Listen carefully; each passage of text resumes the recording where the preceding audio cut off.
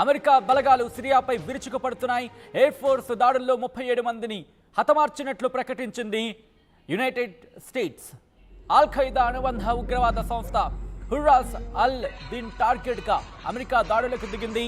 సిరియాలో ISIS మళ్లీ పడగవెప్పకుండా America జాగ్రత్తలు తీసుకుంటోంది.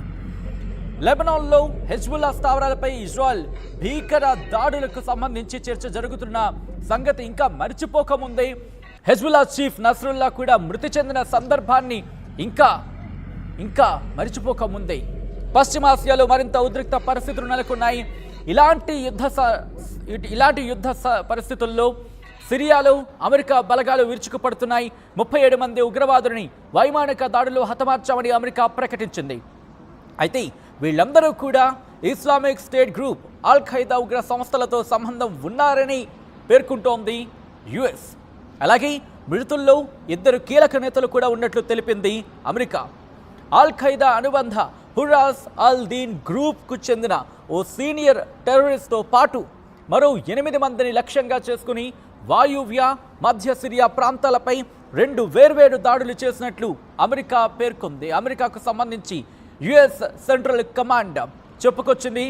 ఆ సీనియర్ ఉగ్రవాది స్థానికంగా సైనిక కార్యకలాపాలను పర్యవేక్షిస్తున్నట్లు తెలిపింది.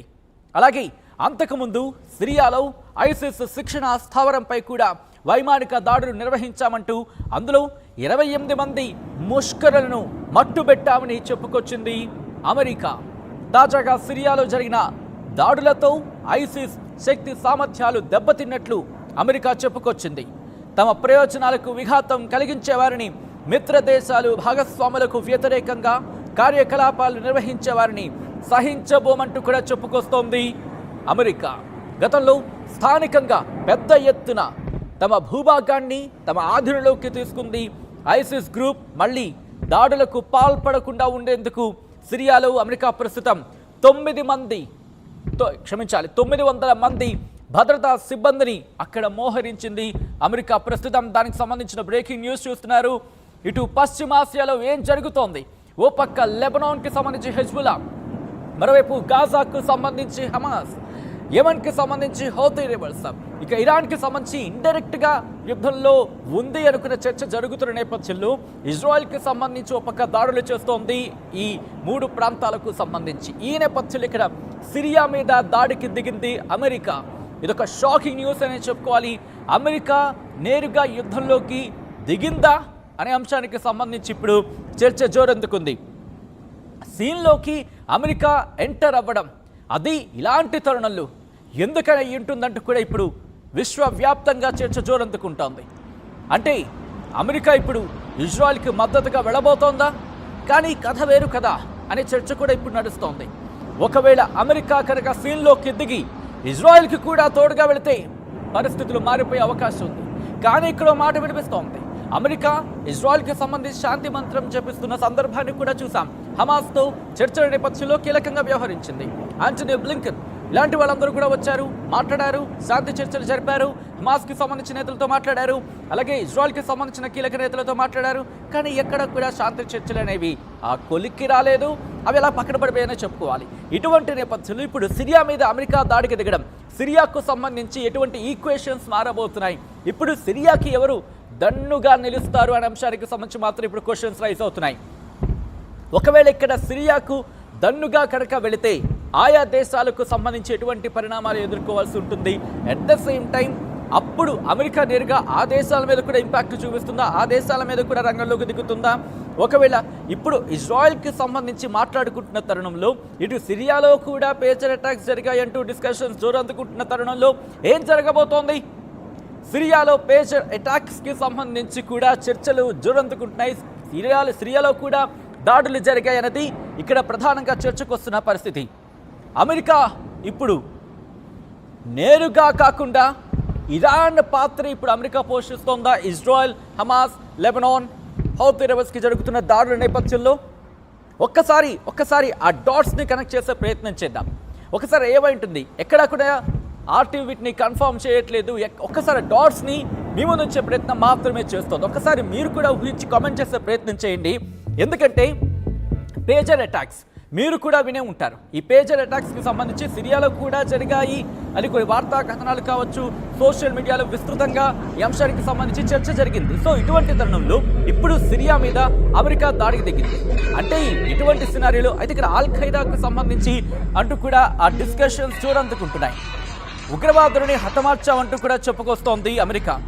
అయితే ఇక్కడ ప్రపంచవ్యాప్తంగా విశ్వవ్యాప్తంగా ప్రస్తుతం ఇదే చర్చ జోరందుకుంటుంది.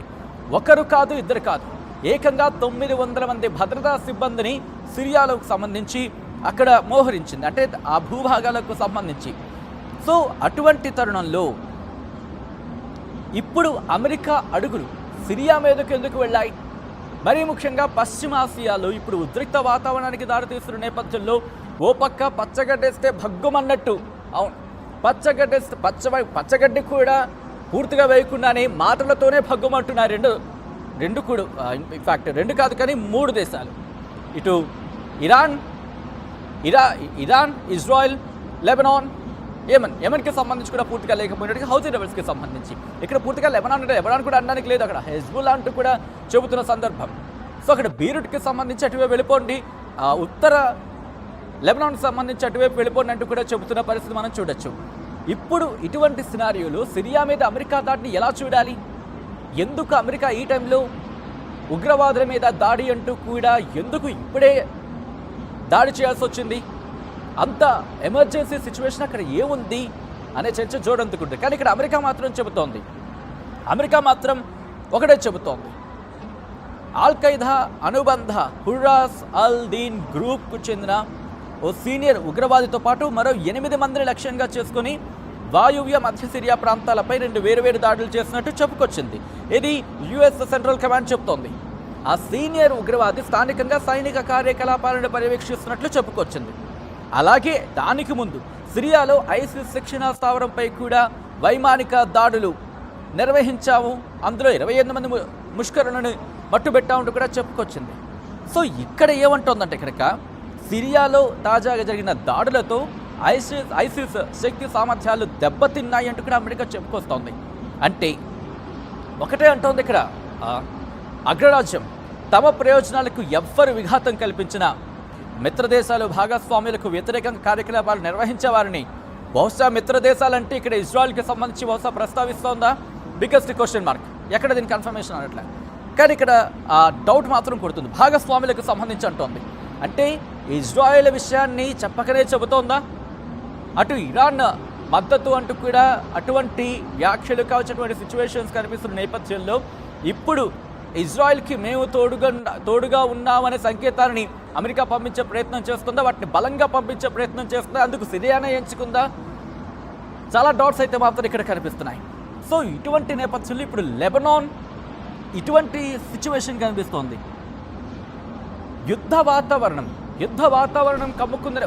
వాతావరణం కమ్ముకోవడం, యుద్ధం జరుగుతోంది ఇంటర్నెట్గా. అక్కడ ప్రపంచ దేశాలన్నీ కూడా పెళ్ళుమంటున్నాయి, గొల్లుమంటున్నాయి. ఎందుకు అంటున్నాయి? ఒక్కసారి ఇక్కడ వాతావరణం చూడండి. రష్యా యుక్రెయిన్కి సంబంధించి అది ఇంకా పక్కకే రాలేదు, కొలిక్కే రాలేదు. అక్కడ కూడా బాంబులు పేలుతున్నాయి, క్షిపణులు రాకెట్లతో దాడులు జరిగిన పరిస్థితి. ఇక్కడ కూడా కొన్ని వేల మంది మృత్యువాత పడ్డారు, రష్యాలో కావచ్చు, యుక్రెయిన్ కావచ్చు. అది ఇంకా ఆ కథ కంచికి చేరకముందే, ఆ కథ ఇంకా కొలిక్కి రాకముందే శాంతి చర్చలు అంటూ ఈ మధ్య కాస్త వాతావరణం కామ్ డౌన్ అనేది కనిపిస్తోంది. కానీ అది ఇప్పుడు నివురుగప్పుడు నింపే ప్రస్తుతానికి కూడా. సో అది శాంతి చర్చలు కొలుక్కొస్తే కనుక ఒక కథ దాదాపుగా కంచికి చేరడం కాదు కానీ ఒక పక్కకు వచ్చినట్టు, అది నివురుగప్పుడు నింపే పరిస్థితి. ఇక్కడ చూస్తే కనుక ఇటుకొచ్చి ఇటువైపు వద్దాం. ఇక్కడ చూస్తే లెబనాన్ దగ్గర హెజ్బుల్లా, గాజా దగ్గర హమాస్, యెమెన్ దగ్గర హౌతీ, ఈ మూడిటికి మధ్యలో ఇజ్రాయెల్. ఇటువంటి సినారియోలో ఇప్పుడు సిరియాకు సంబంధించి ఇంతవరకు సీన్లో సిరియా అంత పెద్దగా కనిపించలేదు, కానీ సిరియా మీదకి అమెరికా దాడికి దిగింది. బహుశా ఎందుకు దాడికి దిగిందా అనే క్వశ్చన్స్ ఇప్పుడు రైస్ అవుతున్నాయి. ఇక్కడ ప్రోస్ అండ్ కాన్స్కి సంబంధించి డిస్కషన్ జరుగుతోంది.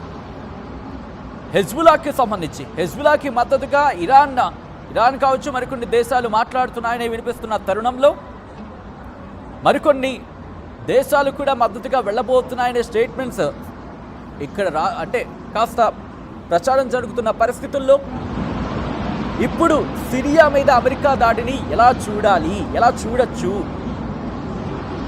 ఇండైరెక్ట్గా మిత్ర దేశాలు, భాగస్వామ్యుల దేశాలకు సంబంధించిన దాడి జరిగితే కనుక మేము ఉన్నామంటూ కూడా అమెరికా ఏమైనా సిగ్నల్స్ పంపించబోతోందా?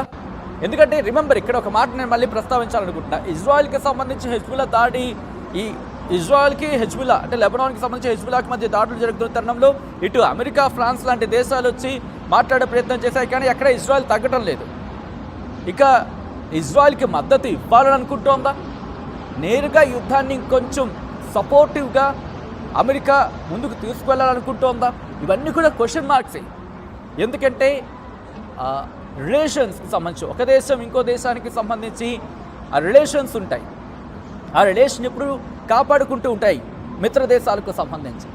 సో ఇటువంటి నేపథ్యంలో ఇజ్రాయెల్ ఏమైనా ఆశ్రయం కోరిందా? బహుశా ఈ చర్చ, ఎందుకంటే అమెరికాకి ఇజ్రాయెల్కి సంబంధించి దౌత్యపరంగా కాస్త సాన్నిహిత్యం ఉంది కాబట్టి, మద్దతు ఉన్న సిచ్యువేషన్స్ కూడా ఉన్నాయి కాబట్టి ఏం జరుగుతుంది అనేది ఇప్పుడు బిగ్గెస్ట్ క్వశ్చన్ మార్క్. ఇరాన్ కనుక నేరుగా రంగంలోకి దిగితే అమెరికా నేరుగా రంగంలోకి దిగుతుందనే చర్చ జోరందుకుంటుంది. కానీ ఇరాన్ దిగుతుందా? ఇక్కడ మళ్ళీ ఒక మరో ప్రశ్న. అమెరికా ఎలా ఎంటర్ అవుతుంది? ఇవన్నీ కూడా డాట్స్ ఎక్కడైనా సరే క్లారిటీ వస్తే కనుక అప్పుడు వీడికి చిక్కుముడి వీడే అవకాశం ఉంది. లేకపోతే ఇది ప్రపంచ యుద్ధానికి నేరుగా ఆ స్థాయిలో దాడి దిగకపోయినా, ఎందుకంటే టెక్నాలజికల్ ఎరాగా మాట్లాడుకుంటున్నాం, ఇదంతా టెక్నాలజీ ఎరా, ఏవైనా జరగచ్చు, ఏమో గుర్రం ఎగరవచ్చు అంటూ ఉంటారు. ఈ టెక్నాలజికల్ ఎరాలో ఏదైనా జరగచ్చు, ఏమో పేజర్ పేలావచ్చు అన్నట్టు మాట్లాడుకోవాల్సిన సిచ్యువేషన్ ఏమో. ఎందుకంటే ఎవరు అనుకోలేదు కదా పేజర్ పేలుతుందంటూ కూడా. సో ఇప్పుడు బహుశా అదే మాట్లాడుకోలేము, ఏమో పేజర్ పేలావచ్చు అన్నట్టుగా సిచ్యువేషన్ మొన్న హెజ్బుల్లాకి సంబంధించి చూసాం, ఇన్ఫాక్ట్ లెబనాన్కి సంబంధించి. సో ఇప్పుడు ఏం జరుగుతుంది అనేది చాలా ఇంట్రెస్టింగ్గా మారింది.